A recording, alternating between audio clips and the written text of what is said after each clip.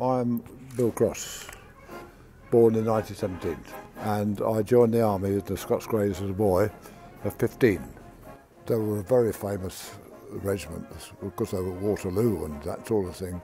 And then at the end of the war, I came home and wanted to marry, and then I went to the Lifeguards for 20 years. And then whilst I was in the Lifeguards, I went to the Honourable Artillery Company, and I spent 14 years with them.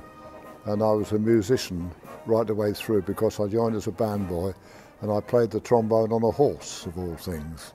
It's very easy to play trombone because when you're marching at Windsor, you get all the fumes of the London buses. But when you're on a horse, you're above it all. Sitting on a horse and playing, it's like sitting in a chair. And when I was in the Scots Greys, I had the same horse for 15 years. One horse I had called Ink Spot. They always used to use them at Christmas time for taking the kids' presents around with you. So my young lad, of course, Father Christmas always came on a horse, and they used to take him up in the mess, you know. And the drums, this was silver drums, they took the skins off, and that was full of presents. It was a wonderful time. Well, Arnhem was. I didn't land as a paratrooper. We were on the road outside trying to get in, but of course it flooded all round there. And I was with Joe. Horrocks was the man, and Joe Vanderleer was the colonel of the Irish Guards. And it was all flooded, you know, so we couldn't get off the roads, and that's what held them up. But then when we got there eventually, we had to fight it out. And the other thing about the bridge, the paras were dropping in the wrong place. You get moments of fear, but you spend months doing nothing. I went to the Baltic from the bridge too far to stop the Russians getting into Denmark. Germany didn't like communism. That was the thing, you know. And of course, when I was with Marshal Pétain, they had to shoot him afterwards in Lavelle, because he signed an armistice when I was at Damascus. And then, of course, I said, well, you can't fight on the same front.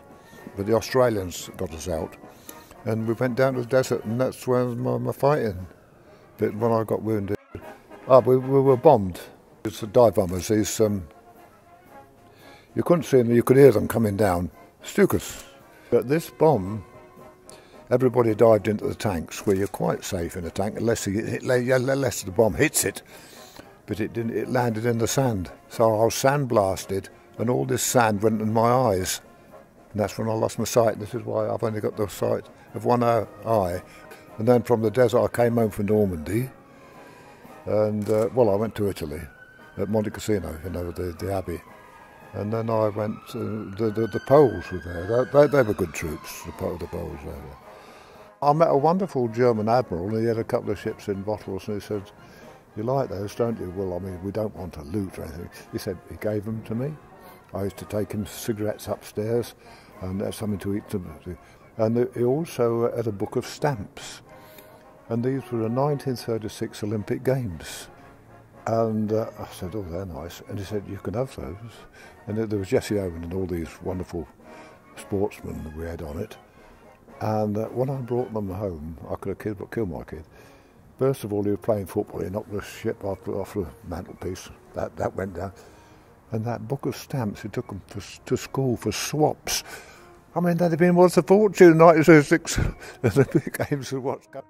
Bill, tell me about this magnificent display of medals. And that one is a very important one, because that's King George V and Queen Mary's Silver Jubilee.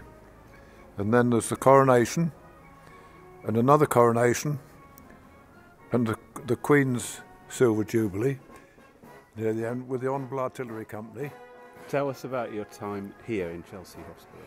Here, I've had a wonderful time here until my legs went. I had a stroke, and my legs have gone, so I need a stick or a barrow to get about, and that's what I miss mostly. No, I've had a wonderful time in the army, and you know, I've picked up some wonderful friends. Anyway, it's been nice seeing you. It's been nice meeting you. Very nice. Okay. Okay? I had a hat somewhere. Oh, it's up.